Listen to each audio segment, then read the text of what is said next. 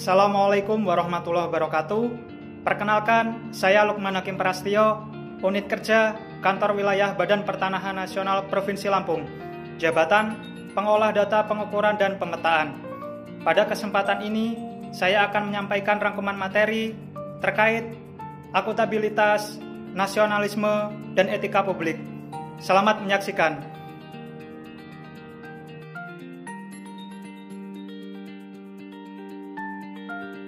Pada pokok bahasan pertama, kita akan membahas tentang akuntabilitas. Yang pertama, pengertian akuntabilitas. Akuntabilitas adalah kewajiban individu, kelompok, atau instansi pertanggungjawaban yang harus dicapai. Berikutnya, aspek akuntabilitas terbagi menjadi 5. Yang pertama adalah akuntabilitas adalah sebuah hubungan, yaitu hubungan dua pihak antara individu, kelompok, atau institusi dengan negara dan masyarakat. Yang kedua adalah akuntabilitas berorientasi pada hasil. Hasil yang diharapkan adalah aparat pemerintah yang bertanggung jawab, adil, inovatif, dan hasil maksimal. Yang ketiga adalah akuntabilitas membutuhkan adanya laporan, yaitu laporan kinerja, baik berupa laporan individu atau kontrak kerja, dan laporan institusi atau LAKIP. Yang keempat adalah akuntabilitas memerlukan konsekuensi.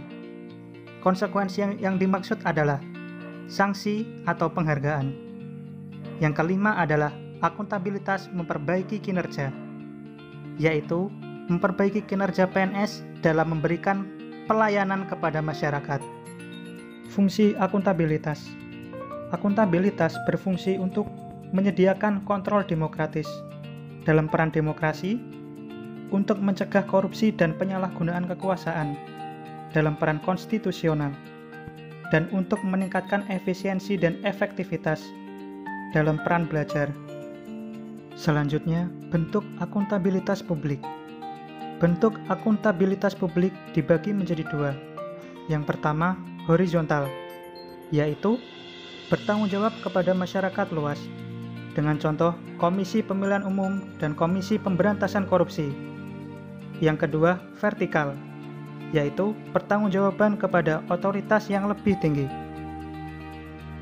Berikut ini tingkatan akuntabilitas publik. Yang pertama, akuntabilitas stakeholder, yaitu tanggung jawab organisasi pemerintah untuk mewujudkan pelayanan dan kinerja yang adil, responsif, dan bermartabat. Yang kedua, akuntabilitas organisasi, yaitu hasil pelaporan kinerja yang telah tercapai. Yang ketiga, akuntabilitas kelompok, yaitu kinerja sebuah institusi biasanya dilakukan atas kerjasama kelompok.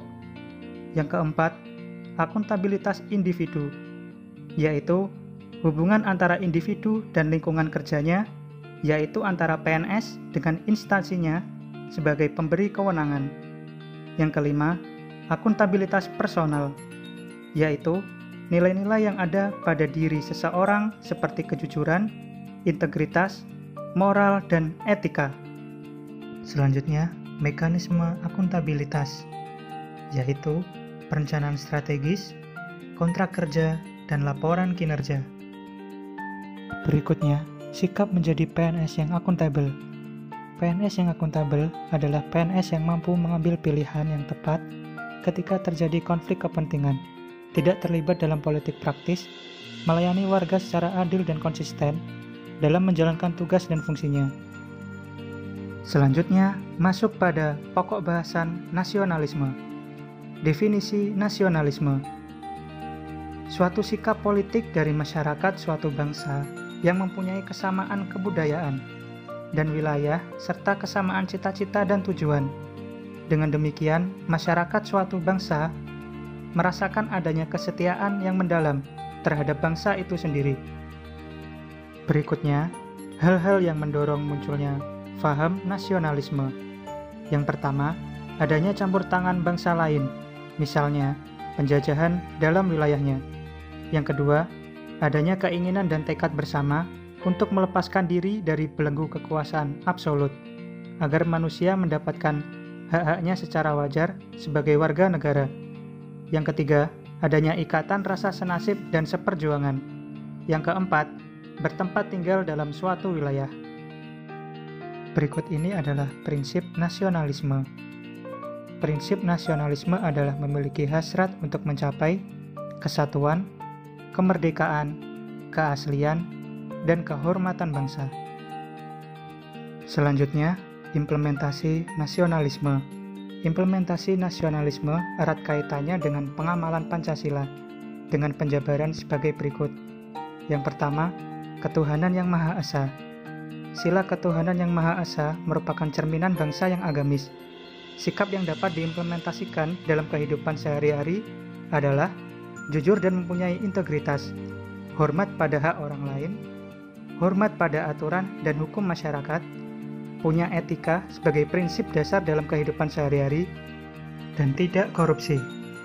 Yang kedua, kemanusiaan yang adil dan beradab. Sila kemanusiaan yang adil dan beradab merupakan cerminan bangsa yang menghormati hak asasi manusia.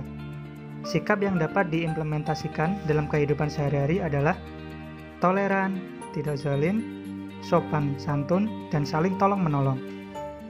Yang ketiga, persatuan Indonesia. Sila persatuan Indonesia merupakan cerminan bangsa yang cinta tanah air.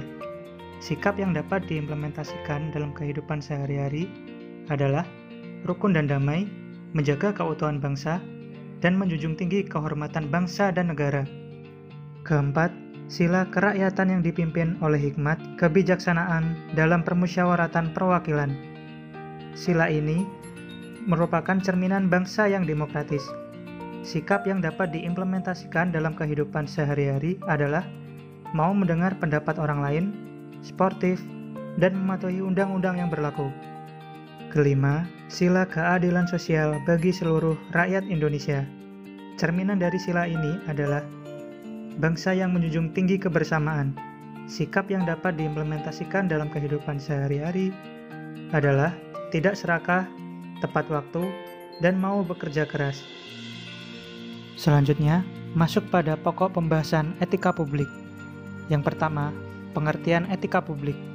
Etika publik adalah refleksi tentang standar atau norma yang menentukan baik atau buruk, benar atau salah perilaku, tindakan, dan keputusan untuk mengarahkan kebijakan publik dalam rangka menjalankan tanggung jawab pelayanan publik. Kedua, pengertian kode etik. Kode etik adalah peraturan yang mengatur tingkah laku dalam suatu kelompok khusus. Sudut pandangnya hanya ditunjukkan pada hal-hal prinsip dalam bentuk ketentuan-ketentuan tertulis. Ketiga, prinsip aparatur sipil negara, meliputi nilai dasar, kode etik dan kode perilaku, komitmen, integritas moral, tanggung jawab pada pelayanan publik, kompetensi yang diperlukan sesuai bidang tugas, kualifikasi akademik, jaminan perlindungan hukum dalam melaksanakan tugas, profesionalitas jabatan. Keempat, nilai dasar etika publik, meliputi 1. Memegang teguh ideologi Pancasila. 2. Setia dan mempertahankan Undang-Undang Dasar Negara Republik Indonesia tahun 1945 serta pemerintahan yang sah. 3. Mengabdi kepada negara dan rakyat Indonesia. 4. Menjalankan tugas secara profesional dan tidak berpihak. 5. Membuat keputusan berdasarkan prinsip keahlian. 6. Menciptakan lingkungan kerja yang non-diskriminatif. 7. Memelihara dan menjunjung tinggi standar etika luhur. 8. Mempertanggungjawabkan tindakan dan kinerjanya kepada publik. 9.